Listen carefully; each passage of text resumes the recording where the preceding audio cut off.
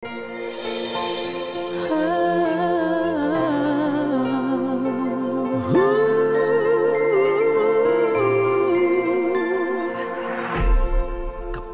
ko mga bituing ngayong gabi, mga ulap ang aking katabi, ngunit hindi ako nag-iisa, pagkat